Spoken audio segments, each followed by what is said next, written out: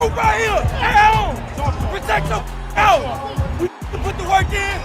Let's finish. Come on, man. Let's do this. Family, I'll do 1, 2, 3. You see, we dream chase, cause that's all we was given to start with. Then we realized the dream was obtainable. Now look at us.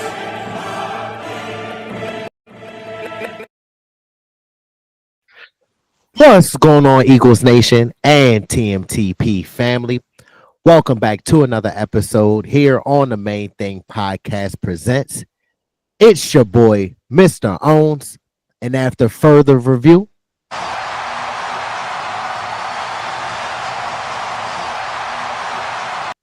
the call stands. I'm still official with no stripes. What's going on, Eagles family? This is your man, Big Huss, the one you trust. Bring you all your Philadelphia Eagles latest.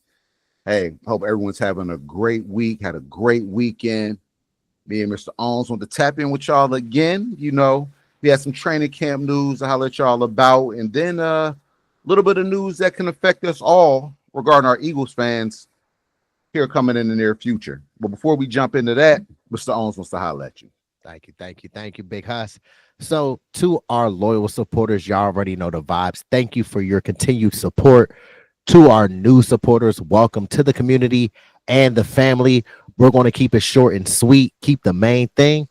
The main thing. Look, y'all, continue doing y'all part and helping this community grow. Continue to like these videos. Disrespect those comment sections. Share and subscribe to the community and the content. And last but not least, don't forget to do this. Make sure to turn on the notifications so you don't miss when we drop this pressure on y'all. All right. But just like Big Huss said, we got some training camp news here on the forefront. Obviously, as we know, the Eagles reported on July 22nd, and they started their first practice on July 23rd. So here's a roundup with like some of the key happenings from the first 3 days of the Eagles 2025 training camp. So what I really want to touch on first, because is the camp atmosphere and the team mindset that the guys have. So obviously the Eagles kick things off at the NovaCare complex, and with the leadership that we have between Jalen Hurts, Saquon Barkley, Jordan Mailata, they preached emphasizing a fresh mindset. Nobody in the building is talking about repeat or defending anything. So with them having and emphasizing the fresh mindset, they're not defending the championship. They said that they're just going to go win it again because they haven't proved anything. And as we saw, even with Landon Dickerson came out and he said the 2024 team had an expiration date. This is a new team. So what we have to do is go forward. We're 0-0. I like the fact that not only do the players, but the whole organization has that mindset. We had our fun with the rings. And even let's throw it in the fan base, because we're over, like we'll still talk our junk about being Super Bowl champions, especially when these other fan bases try to talk out of pocket and, you know what I mean, try to talk some junk, and you're sitting there like, hold on, bro. Like, just like we were talking off camera, because not even 6 months ago, we just won a bowl, bro. Like, know your place. Know your place. Like, I'm confused.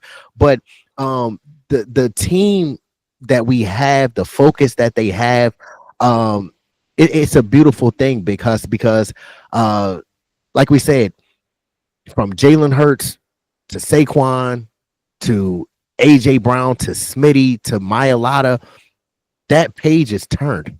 That page is turned, and we have to start on this new season. The 2025 team is a whole different team. So we have to, I love that the fact that the culture is still in place, but now we have to instill a new mindset for a new year, because everything that happened last year might not happen this season. You see what I'm saying? So we have to remain focused, and I see that the players are coming in focused and ready to work. And then even with Nick Sirianni and Howie Roseman reiterating the message of wiping the slate clean, the daily work, the mental focus, and building a new identity is going to be the key things that help us get to where we want to go ultimately, and that's the Super Bowl in February 2026. No, absolutely. Excuse me. Absolutely, absolutely. Um, that's a great mindset to have because it keeps you from getting too high and getting too low. It keeps you even keel and allows you to keep the main thing the main thing. Keep your eye on the prize. A lot of times you see teams, and even we kind of suffer from this. You have the Super Bowl hangover. The Super Bowl hangover happens because you're still riding that wave, right? Right. Well, we're the Super Bowl champions. No, this is a new season. Technically, you're not the defending Super Bowl champions. You know what I mean? You're 0-0 like the other 31 teams in the NFL. So I love this mindset, not only, like you said, from the leadership of the players, but from the coaching staff and the organization as a whole, because it allows you to stay in the moment and not put the cart before the horse. Yeah. You know? So like I said, and like you mentioned, the leadership to recognize that and then spread that mindset amongst your brethren, your other brothers. Man, a lot of teams wouldn't have the wherewithal to do that. They would go into it with we're the defending champions. Everybody's hunting us. Cooper DeJean, big Coop, on the Exciting Mike podcast, man. Shout out to them. He mentioned everybody says how we're going to be the hunted now. He's like, no, I still feel like we're the hunters. You know what I mean? They don't necessarily feel like we got targets on our back. Yeah, we're gonna get everybody's best every week, but we're still going out and getting it. So I love that. I love that we are right where we need to be as far as mindset goes. Facts. None of the players are satisfied because they're hungry for more. You see what I'm saying? And this is kind of a weird position to be in because obviously, as you know, like all the past Super Bowls that we played in the off season, the next off season and the next season that we come in, it's always like some turmoil or player contract issue. It's something going on. Evidently, like from 2004, take it back down memory lane real quick. With Donovan McNabb and T.O., they had that issue. Even though we went to the Super Bowl 04, lost to the Patriots, 2005 followed. It was a debacle. Then 2018, we won our first Super Bowl. Shout out to that team, of course. And if y'all haven't checked out that video, please make sure y'all do. But after that season, it was the controversy between Nick Foles and Carson Wentz, right? And obviously, as we know, we made it to the divisional round, I believe, and then lost to the Saints off that unfortunate play. But nonetheless, Alshon, you still my guy.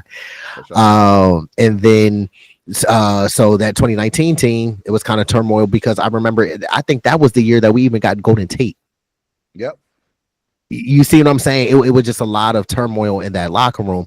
And then 2022, obviously we lost to the Chiefs in the Super Bowl, the heartbreak loss.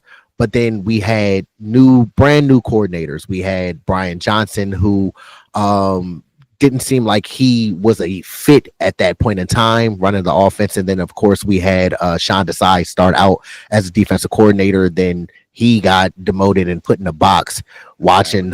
You see what I'm saying? And then bring in Beard Man, Pencil Man, Matt Patricia.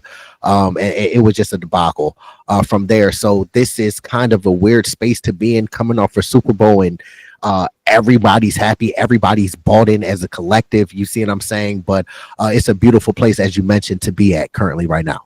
Yeah. And you say weird space, but familiar space. Correct. You know what I'm saying? So, and this is even, we speak about Jalen Hurts and his leadership.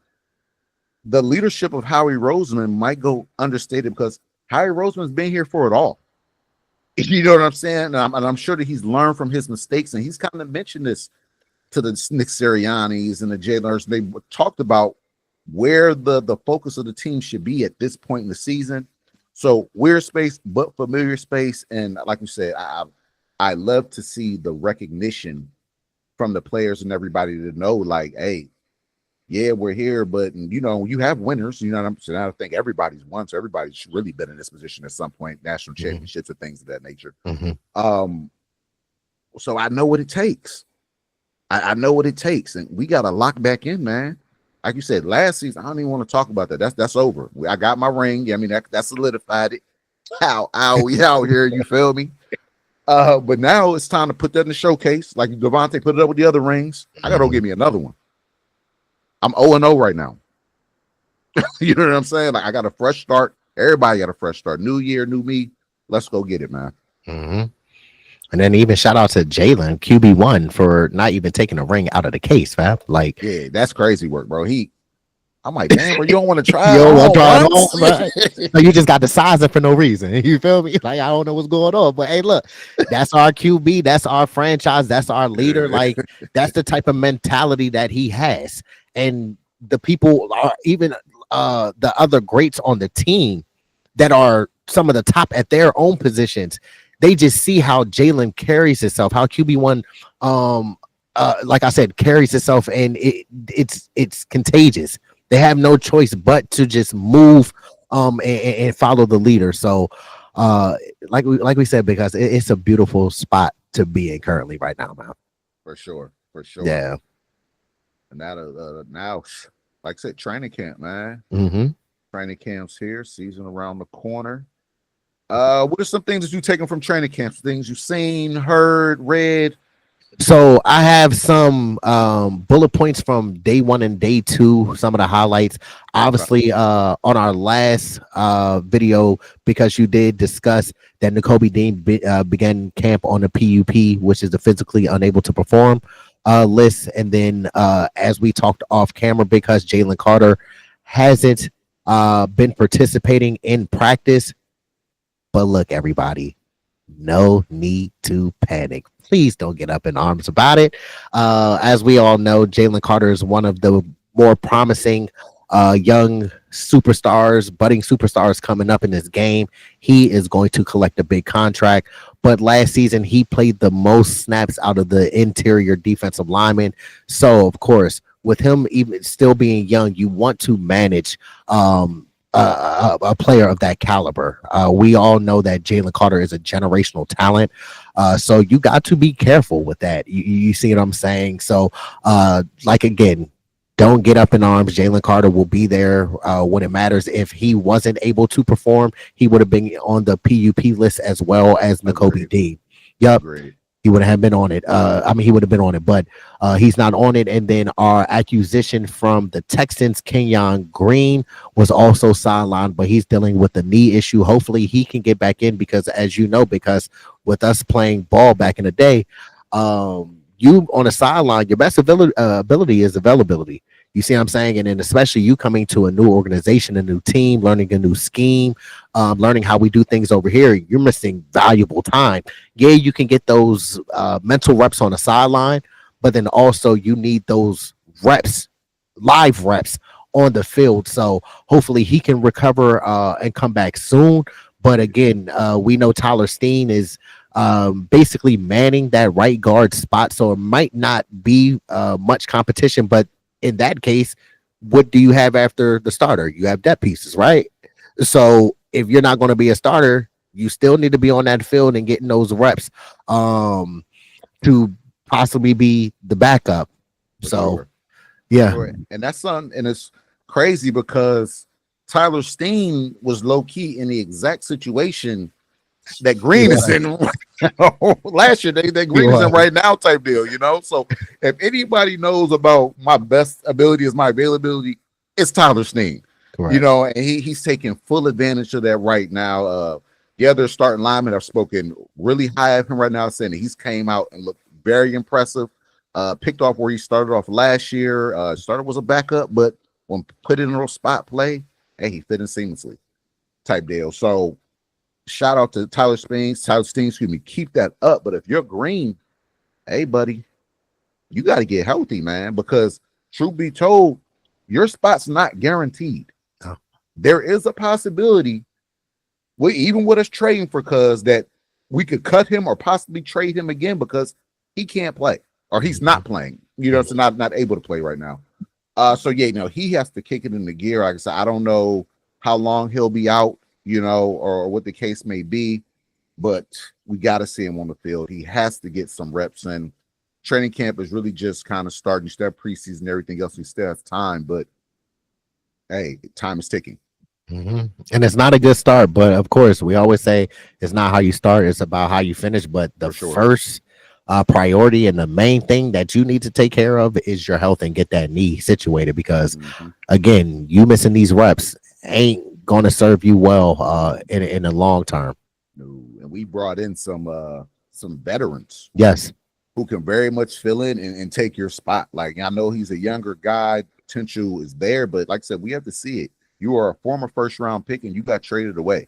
Yeah, I mean, it's really a player type swap, a little bit of trade comp, but for nothing. Yeah. First round pick, you should have still been on the roster, bro. They ain't even let you live out your 5th year option. So you really have something to prove. You have to get on the field. Because those other players in Just Out University, they have a leg up on you right now, especially the ones that have been here. You know what I mean? So, yeah, no, definitely kick it into gear. Like you said, you already talked about, as far as injuries go, Jalen Carter, all precautionary, just to kind of table on what you said, all precautionary type deal. Don't be alarmed. He will very much be here game 1 versus the Cowboys. Very much be present, you know. So don't if you see those, remember, like, he's still not practicing, you rather let him rest now, have him healthy later, than force him out there now and then you don't have him later. Like, as Mr. Owens mentioned, truly a generational player, one of the tops at his position already, going into year 3. So we need that guy out there. Yeah, especially when you already know what he brings. What more is he proving? You know what he brings already, so it's like, look, you can put him on the vet type schedule, like load management. Right. You see, that's exactly what it is. That's exactly what it is. Just makes sense.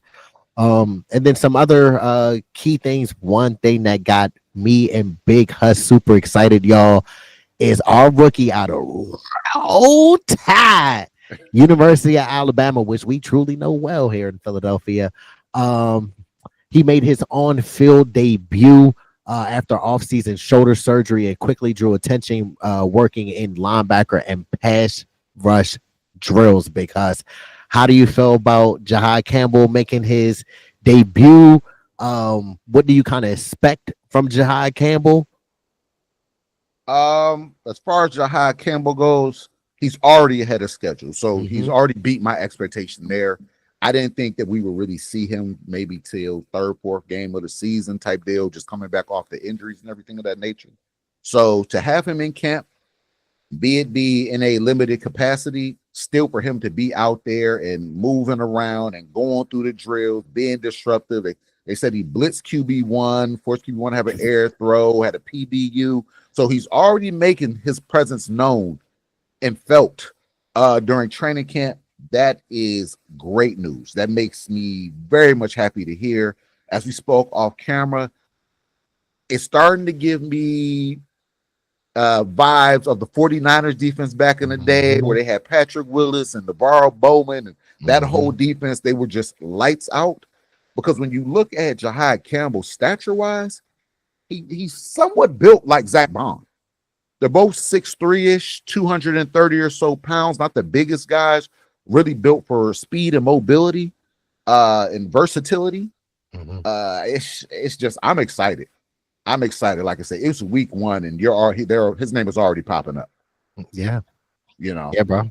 I can't table my excitement for him, bro. Because when we drafted him, I remember after the draft, me and you talked for a few hours about that pick, because we honestly didn't think, even on content when we were doing our videos, didn't think that Jahai Campbell will be available at pick 30 where we got him. Yeah. He's a top 10 talent, ladies and gentlemen, boys and girls. Like, so for him to fall all the way to the end of the 1st round and us just trade up with the Chiefs 1 spot to secure that talent is amazing. We all know that when he first got here, of course, he had his surgery on his shoulder, so nobody really knew a timetable for him to be back with the team and be on the field, or not be back, but be on the field with the team. But he's ahead of schedule.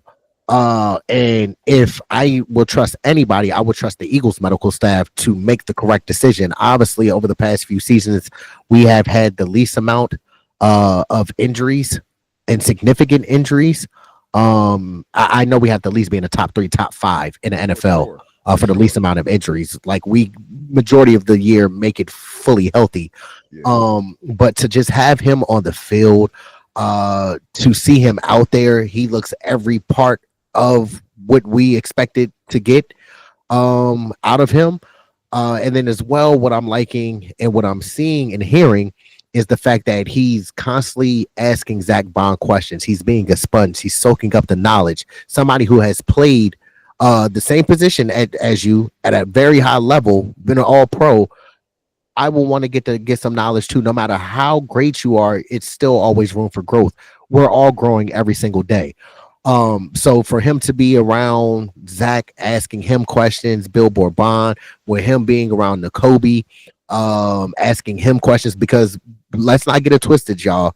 Nakobe was playing at an all-pro level before he got injured against the Packers in the playoff game. But he said that with him and Nakobe, it's more mental reps, of course, because both of them are on the sideline. They can't fully participate, but just to get those mental reps, I like that. And then another thing that caught my attention about Jihad is we know he comes from Alabama. We know he comes from a winning pedigree, a winning brand of football in the SEC. He said that he's asking the offense questions. So if I go here, that's a cerebral player.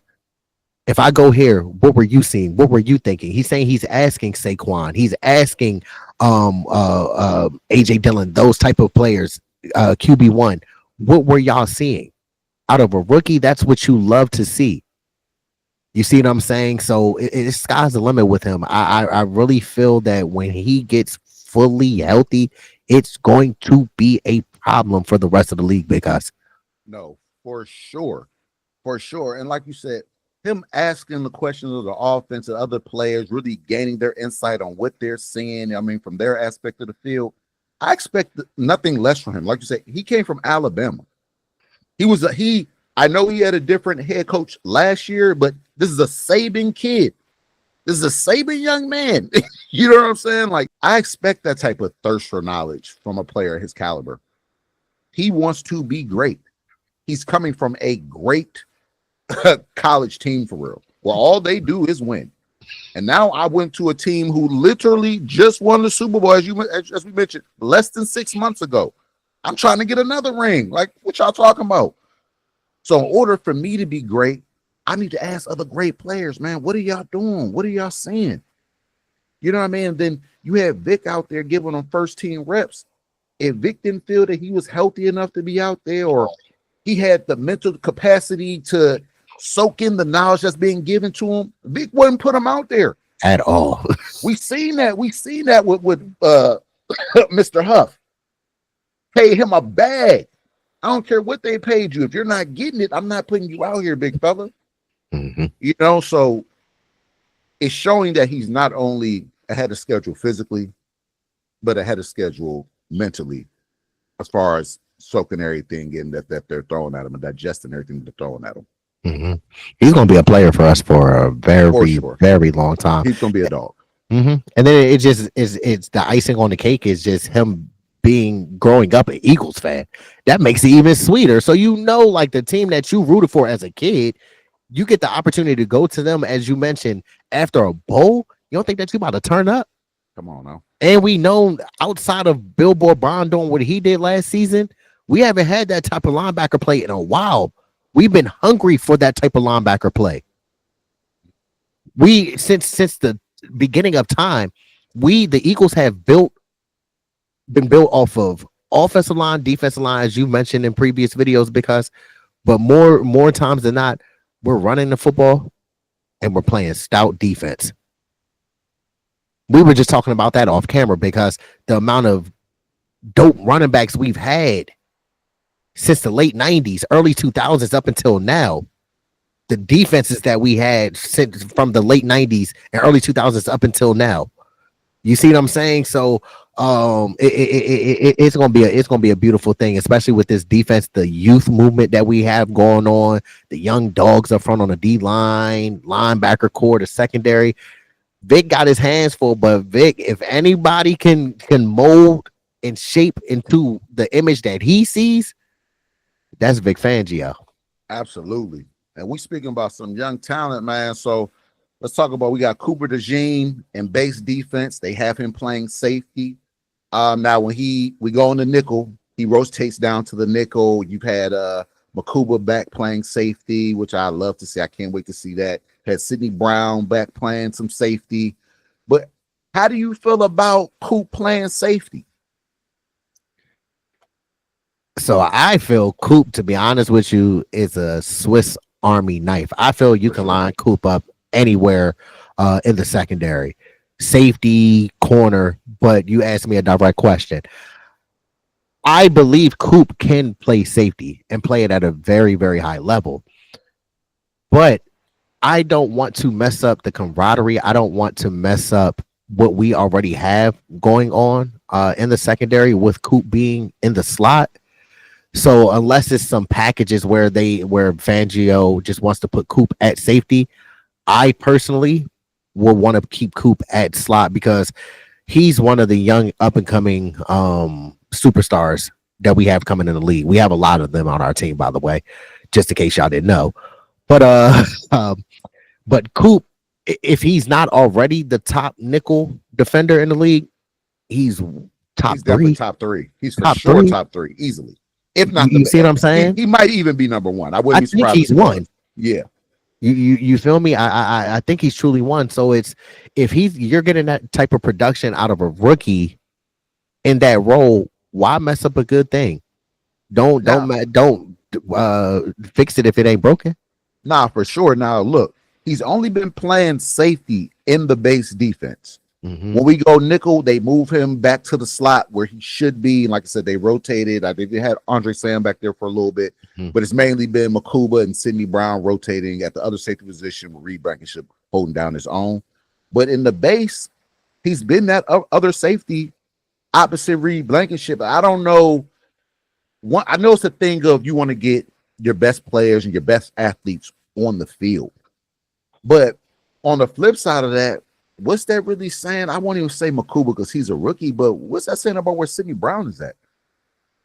Is Sidney Brown not really in the mix then to be the starter? If you're doing that, because Cooper DeJean, ladies and gentlemen, came in as a corner, not a safety.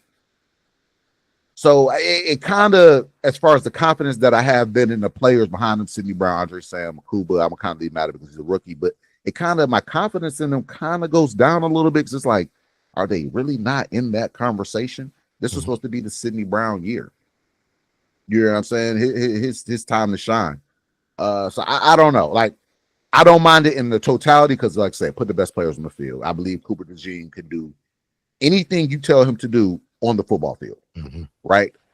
Outside of probably hiking it to himself. Maybe he can even do that.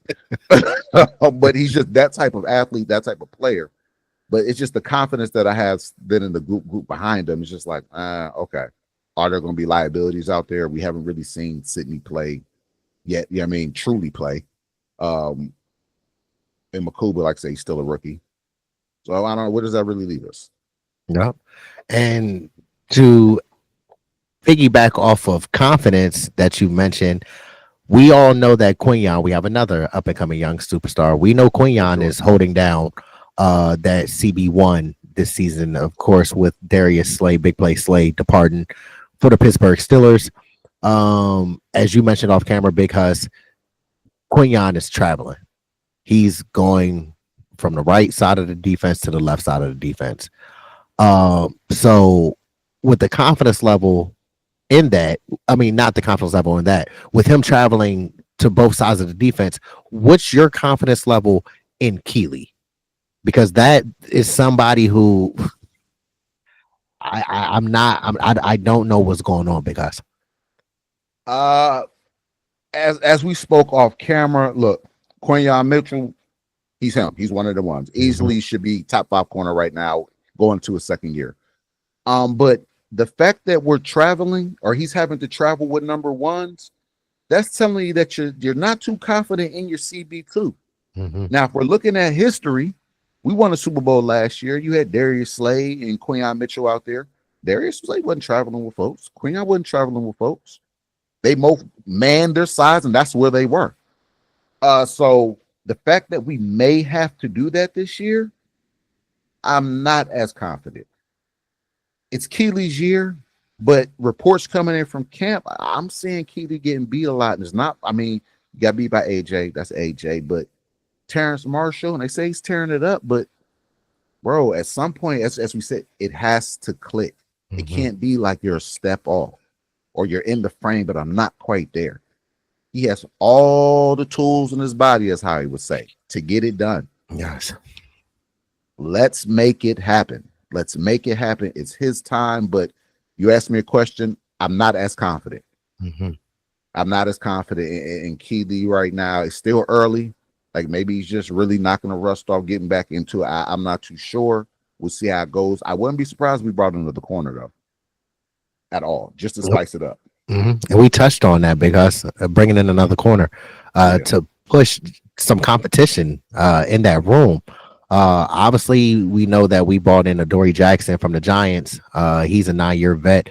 I love his mindset. I love that he's bought into the culture already from watching his press conference. He said he's here and willing to help the team do whatever it needs to do to get back to that Super Bowl, to that promised land. And then he gave high praise to Vic Fangio. They had asked him what defensive coordinator is similar to Vic Fangio throughout his career, who he's played for. And he said Dick LeBeau, who you know well. But Dick LeBeau, we know he did great things with the Pittsburgh Steelers for a very, very long time. So to get that praise, that's saying a lot. But with Adoree Jackson, again, with him being a 9-year vet, with him having the highs and lows of being a first-round pick, of being a starter, and then coming off the bench and having that role, I am going to make a bold prediction. I don't know if this player will finish out the rest of the season being the starter, but when it's all said and done, when the dust settles and training camp is done and preseason games are done and September 4th comes and we're dropping our second banner on everybody and everybody hating watching us on NBC or ESPN. Shout out to them. I don't know where we're going to be on, but we're going to be on TV. We're going to be on national media. You feel me? You feel me, big guys? Yeah, I believe that Adoree Jackson will be starting opposite of Quinyon Mitchell when it's all said and done. I know y'all might look at me like I'm crazy. I know, well, you're just no. We know ball on this channel. And the reports, it just seems like it's the same thing every single year in training camp. When we think Keely's going to take the next step, he doesn't take the next step. And as you mentioned a little while ago, because we got reports of Keely getting beat badly in camp, you haven't seen too many reports about Adoree. You got to think a 9-year vet versus a 3-year player. 9 years, he saw a lot of football. You've seen all different route concepts. You can do route recognition faster. You can process faster. You've been around the game for a very, very long time. You feel me? And I think that a vet, to be honest with you, down the road with the young pups, ride it out. But I think right now in the position that we are, to be able to go back to back, I think a veteran presence would serve better at this point in time, because obviously we know Quinyon is a star, but Quinyon's super young too. At least last year we had Slay to lean on. If the young pups had to ask a question, they had you see what I'm saying, Slay to lean on. Now Adoree Jackson can, I believe, fill that role for us for this season. Because and look, reports have already come out where you've had Keely Ringo, Quinyon Mitchell, you just mentioned he'll be a star, a rising star. They've already come out and say that Adoree Jackson's leadership has been felt within the locker room. Quinyon Mitchell has already said he's going up to Adoree and asked him question. Hey man, how you playing this? What you saying? You lined up, hand pressed the whole nine. You know what I mean? Gaining knowledge on the game. So to the point in which you're saying, a veteran presence may be needed until Keely can really find his way. Because although Keely has been in the league, this will be his third year. He's going to his third season. Third season, right? I believe he's still only 21, 22. He's still a baby. You know what I mean? So maybe it's just gonna take a little bit longer for it to click. Who knows? Or maybe it does click and this is all just banter. But we'll see. But no, to your point, Adoree Jackson, it's already been a lot of high praise around him going into camp. You know what I mean? You haven't heard any bad reports around his name. Like, I don't know what the snap count is between, like, I know they've both been first team corner at some point, but I don't know what that snap count looks like. So I don't know if Keely's still getting more reps and Adoree's not getting any really. So that's why you're not hearing any bad reports or what it may be. But I haven't heard anything bad about Adoree Jackson. It's all been high praise from players and coaches alike. Mm-hmm. That's all I've been hearing about Adoree. Legitimately, he's, like I said, bought in. He's willing to help the team in any way. I still think that he has enough speed to run with the number one receivers, with faster receivers in the league. Even though Keely, has that speed too. I just feel a veteran who's seen it all, who's been through it all, who's coming from a team that we don't know if any players are really good or maximize their potential. I'm not going to say really good. Let me rephrase that. Can maximize their potential because of the organization and the non-competency that's going on in the front office. Your situation matters. Yeah, that all matters. We see how everybody talks about Howie Roseman, what job that we do over here in Philadelphia. So I think a fresh scenery can help Adoree Jackson. I don't think that he was a first round pick for no reason. You see what I'm saying? And especially to be a corner outside of, to me, I feel that quarterback is the hardest position in the league, but then right behind quarterback is cornerback. Corner is uber hard. You're backpedaling. You don't know where the receiver's going. The receiver has the upper hand because they're running full speed straight ahead at you, and then they know what routes they're running and things like that. So you got to be able to process and be able to read and react quickly. But I think a veteran presence would serve very, very well in that secondary. But then moving on real quick to the D line, because we haven't showed them any love. We've been giving the linebackers and secondary love real quick. From what I've been hearing with this young D line, because sky's the limit from them. We've from day one, I know that we're going on a year here with our channel and our brand and our community and family. But from day one, we've been talking about Jalix Hunt. We talked about Nolan Smith when everybody didn't want to give him a shot. He had that his rookie season. He didn't start out fast. Everybody wanted to write him off. Obviously, we know Jalen Carter. But who's the people who are really getting me excited are the Nolan Smiths, the Moro Jumos, the Jalix Hunts, the Ty Robinsons. Who else? The Antoine Ryland Powell Ryland. I know that we haven't been hearing much about him, but with this group being so young, they have no choice but to turn up. They have no choice but to get after it. You see what I'm saying? Especially with the amount of players that we have that's under 25 or just around 25 and already have championship experience, whether that be from the Philadelphia Eagles and, as you said before, because whether that be from the universities that they attended. You see what I'm saying? Like with Nolan Smith, Jalen Carter on the D line, Jalix Hunt continue to grow and get better. Moro Jomo pushing. That young D line can eat and feast. And I'm excited for their opportunity to showcase to the world that, yeah, we've been behind the Fletchers. We've been behind the BGs, but we're going to show you why. The old heads, before they left, they taught us everything that we needed to know. So when it got to this point in time and it was ready and the point in time that we have to take over the reins, they'll be ready. And I really truly feel that this season, they will shock and show, well, not shock us, but shock a lot of the outside world, because everybody keeps saying that the Eagles D line is one of the weaker links on the team, but I digress on that. I don't believe that. No, not at all. Not at all. You know, we speak of that D line, man. You got Jalix Hunt, who comes in 3rd round pick last year. A lot of folks didn't know about the guy.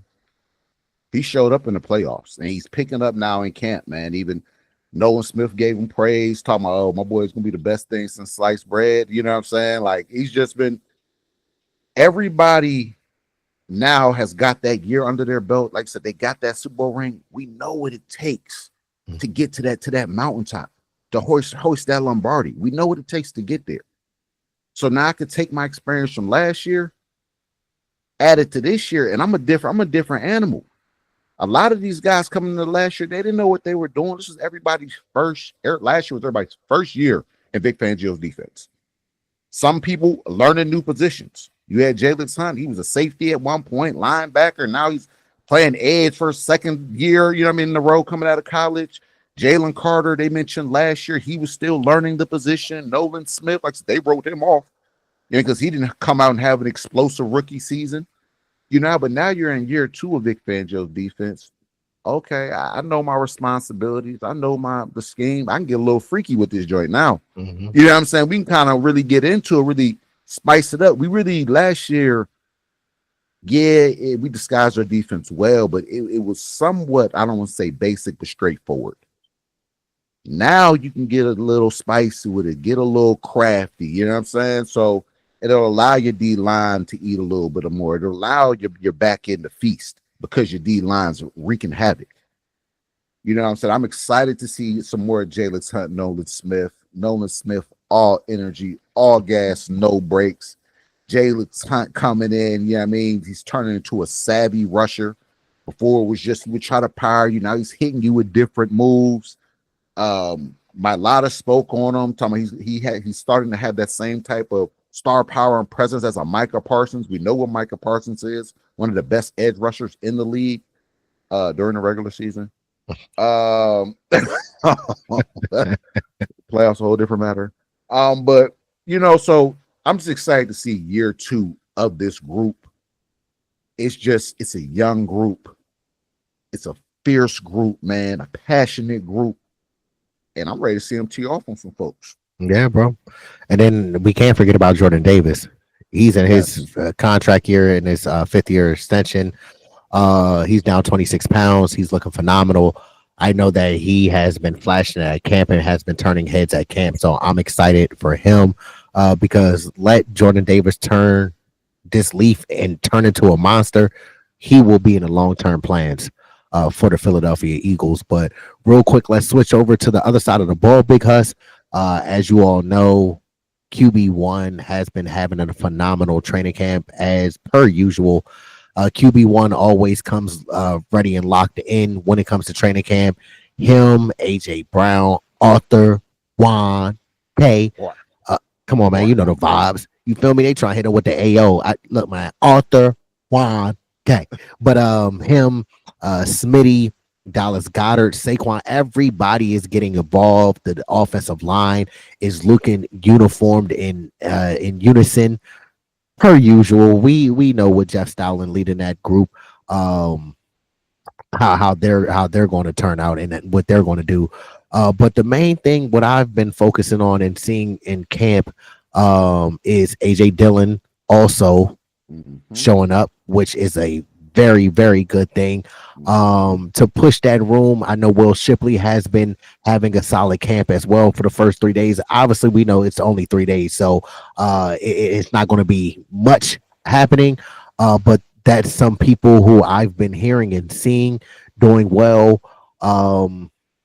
Also, Terrace Marshall, who we talked about off camera, because he's pushing Jahan Dotson now. You know, we like Jahan Dotson. We're rooting for Jahan Dotson. He's in his contract year. But Terrace Marshall coming out of LSU, used to the SEC ball. That's somebody who Smitty vouched for around OTAs or before OTAs when we got Terrace Marshall.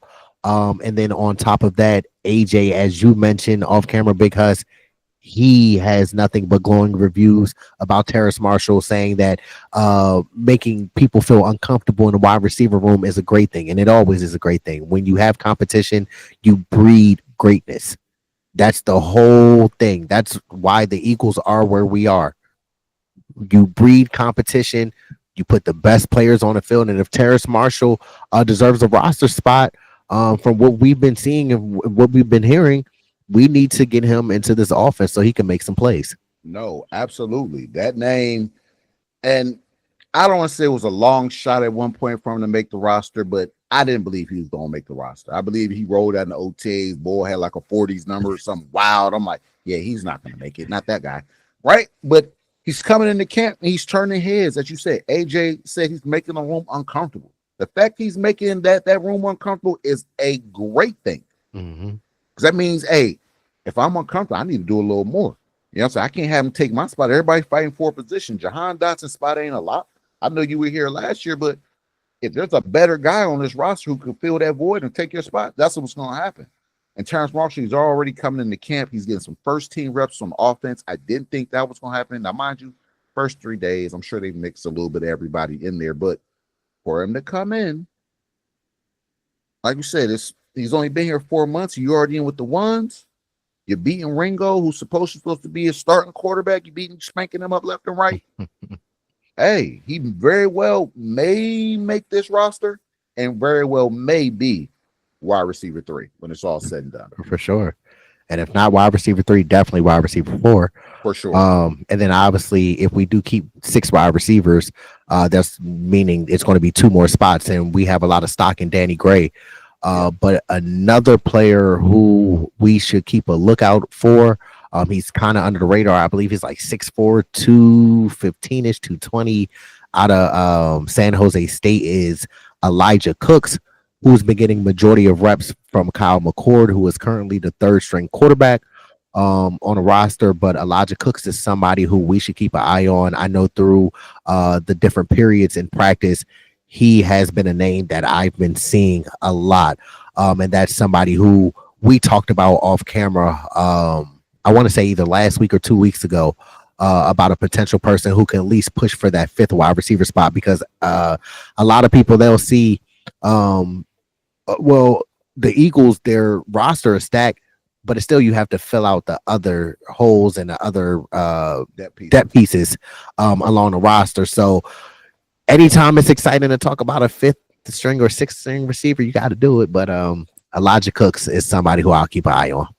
And hey, he may make the roster because, once again, Philadelphia, we've been searching for that big body receiver. We love our big body receivers, right? We've been from the Dorial Green Beckhams to the T.O.s to, just these Alshon. The Alshons. We love our bigger frame receivers. Most recently drafted Johnny Wilson out of Florida State last year. We are looking for that bigger receiver. Johnny Wilson, he didn't pan out the way, he's not panning out the way we thought it would, but it's only been 1 year, so I'm gonna give him a little bit of grace. But all the same, Elijah Cook turning heads, a bigger guy, like I said, 6'4", 215. At Philadelphia, we love that. That jump ball contested guy, go up and get it. Oh, mossed him. You know what I'm saying? Like, we love to see that. We love to see that. Now, if he can come in, he's a blocker. He has a great shot of making the roster, because once again, ladies and gentlemen, outside of that, the top 2 guys, and that being AJ and Devontae Smith, everybody underneath isn't really locked into a position. You know what I'm saying? So we have to see how it kind of mixes out. But a guy to keep an eye on for sure. For sure. Oh, and also, Huss, shout out to the Eagles for having military day. I believe it was on day 3. Military Appreciation Day. So shout out to everyone who serves for our country. We definitely appreciate y'all here from the Main Thing Podcast Presents. But outside of the core on offense, we know what the offense is going to bring with QB1, Saquon, AJ, Smitty, Goddard, the whole 9, the offensive line. But with us having a new play caller and offensive coordinator, Kevin Patullo, he shared some things where he said that he's very comfortable with QB1 is in the offense, allowing him the freedom and the reign to do what he wants basically in this offense. And I feel that QB1 is at a point in his career where he's allowed to have that opportunity and flexibility to kind of call his own shots if he sees something. If he sees something he doesn't like, he can audible. That's what you usually do to a with a franchise quarterback. So I'm kind of excited on how the offense is going to run. I know that they're not going to do too.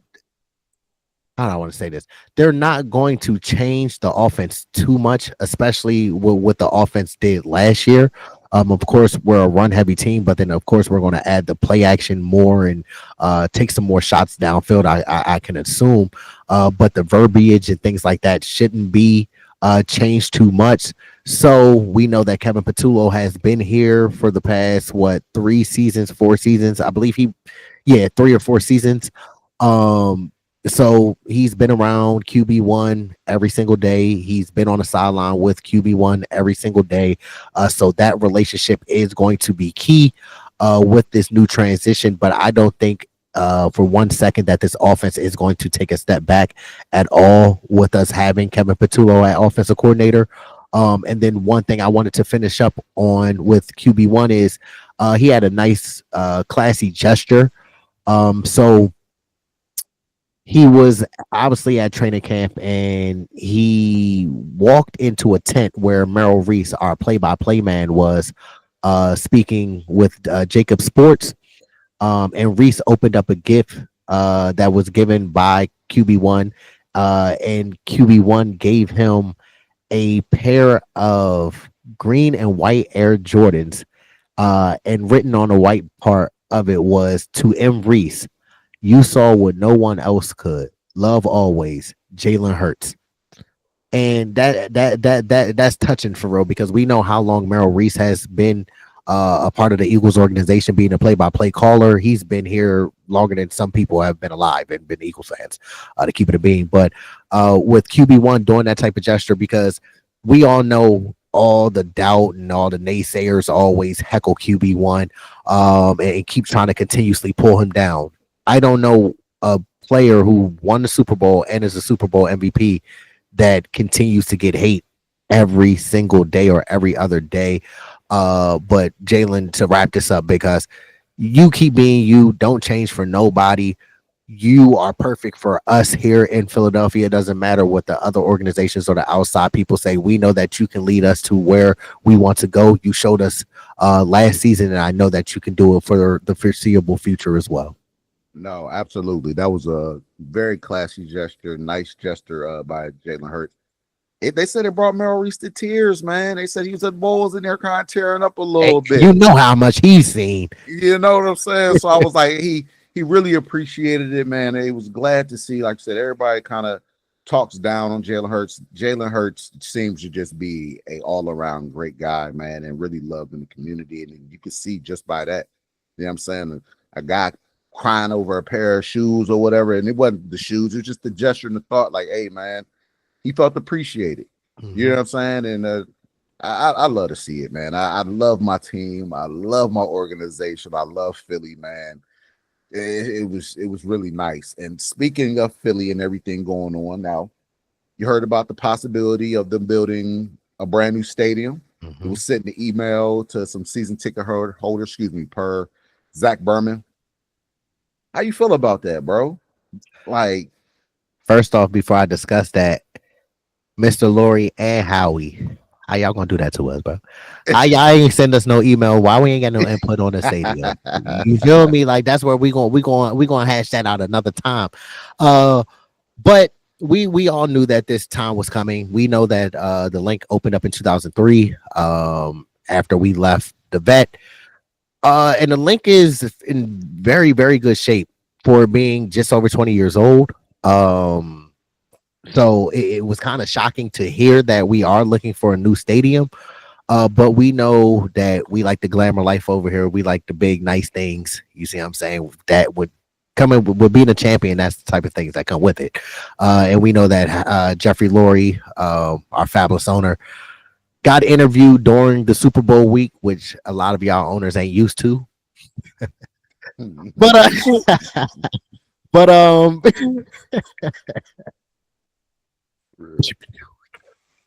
but You know that when he was being interviewed, because he had said that he wants to bring the Final Four, he wants to bring a Super Bowl, he wants to bring big events, the World Cup to Philadelphia, and showcase our city off, showcase our stadium off. So, of course, with those type of events, you're going to need a stadium that has a roof covering. They're not going to award a Super Bowl to a team that has an outdoor stadium. I was kind of shocked when they did that with New York, but of course, with the league office being in New York and all that, and money in New York, we know that.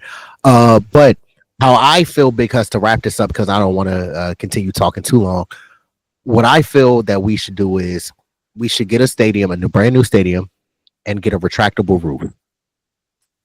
With the retractable roof, I feel that we can take advantage of us being in the playoffs and us making deep playoff runs, where with the retractable roof we kill two birds with one stone. We get the Final Fours, we get the Super Bowls, we get the World Cups. But then on the other hand, in the playoffs, okay, if we play a cold weather team, cool. We can close the roof, keep it closed, because it's no benefit or an advantage because they play in the cold. So let's say, for example, we play the Packers. They are used to playing in the cold, so we could just close the roof.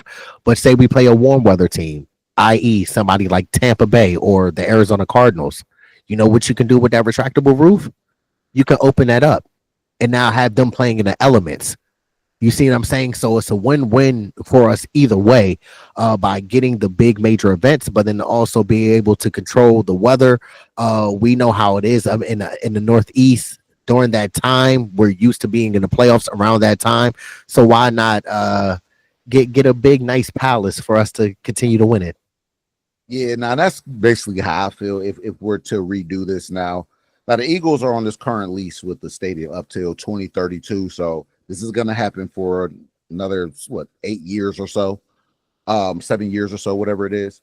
But if we are to build a new stadium, I am in agreement with you totally. It has to be with the retractable roof, because the whole thing with folks not wanting to play Philadelphia, it's not only because of the players and the fans, man. It's the elements during playoff time. LA out there and it's snowing. LA ain't had snow in I don't know how long. They ain't used to saying that. So them having to go out there and play the element, it works against them. You know what I'm saying? But to the point, you play a cold weather team, you could always close it up.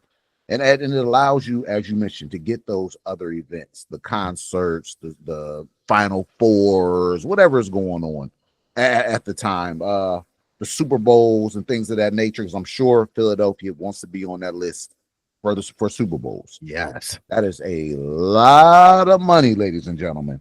And Philly wants their hand in that pot. Now, I don't blame them. So that's kind of, I think, the driving force behind really wanting to build a new stadium. But if you do so, you have to keep the elemental factor in the equation. You can't remove that. You know what I mean? That's part of what makes Philly, man. It's cold. Yeah, we don't want to be out here, but the fans out here be bundled up. We talking ish. We tough. It's tough nose, blue collar, right? That's just what it is. So if you do it, total agreement, retractable roof, open and close, to give you the best of both worlds. That's the only way I could really see it happen. And I don't see Howie and Jeff Lurie, signing off on a fully enclosed dome. Like the Vikings type stadium. That wouldn't benefit us at all. That low key works against what we do. Mm-hmm. It has to be the retractable roof. It has to be. It has to be. Yeah. So what's it called? Well, that is kind of all the information that has happened in the first 3 days of training camp. Do you have any final thoughts or anything? Because what are you looking forward to seeing? I know we did a preview of training camp, but what are you looking forward to seeing from from you seeing the first 3 days of training camp? What more do you need to see throughout training camp? For me, as we mentioned, this roster, there are no glaring holes. This is one of the most complete rosters, if not the most complete roster in the NFL. Mm-hmm. So I'm more so looking at, and this, I don't want to say it's nitpicking because this is a starting position, but as we said, it's CB2. I'm not concerned with how the safety room shakes out. I think however that shakes out will be straight. However the D-line room shakes out will be straight. Linebacker, so on and so forth. I think CB2 has a big question mark on it right now. Now, whether we stay internal and work with what we have, or we go externally and bring in a new face, has yet to be seen. I'm kind of leaning towards bringing in a new face. Who that new face is, I'm gonna have to do my due diligence and see who really is available to be brought in. But and then maybe offensively, if I had to just pick something, a position right now, I'm gonna go with RB2. And I say RB2 strictly because we really don't know who that's gonna be. Right now, yeah, it's AJ Dillon, but there's no pads on. Folks ain't getting clapped up yet. Things change a little bit, folks, when you throw them pads on. Everybody look good in shorts and t-shirts. Okay, we just out here in the helmets. Everybody, you know what I mean, can do 7-on-7. But when you throw the pads on different elements, so when folks start getting popped, how does that running room shake out behind Saquon? You can honestly say the same thing about the receiver room, but I'm gonna go more so running back. It's not as many pieces to work with. More unknown variables, I would say, with that. And I'm in full agreement with you on both fronts. With CB2, that's the biggest question mark on defense, and then on offense, RB2, and then the wide receiver depth. But with that being said, supporters, please let us know down in the comments. Let us know what you would do with CB2, or how do you want it to shake out, or what player do you think will be the best fit for CB2 opposite of Quinyon Katanomo Bay Mitchell. But again, what's it called? Please continue doing your part in building this community and this family. Make sure to continue to like these videos, disrespect those comment sections, share and subscribe to the community and the content. And last but not least, again, don't forget to turn on the noties so you don't miss when Swoop comes out with the Eagles news and updates. Hey, y'all heard Mr. Owens. Go do it. Go do it. Go do it. Do not wait. Hey, we're always dropping fire content, whether it be via YouTube, Twitter, Instagram. Check out all the channels. Like I said, give us your feedback, what you feeling the Eagles should do, just where you at with it. You know what I'm saying? But I hope everyone has had a great weekend leading into a great week. Got to claim it. Got to claim it. It's going to be a great one. Okay? And if you don't know, I go by Big Husk. And I go by Mr. Owens. And this is the Main Thing podcast, where we keep the main thing the main thing. Hey, man, y'all know what it is. Fly Eagles fly till we die. Till next time. Y'all have a great one. It was I was gonna make a lot of money doing what I wanted to do. I went after it, and it was a struggle to achieve it. But you know what? I caught that bitch. Dream chasing.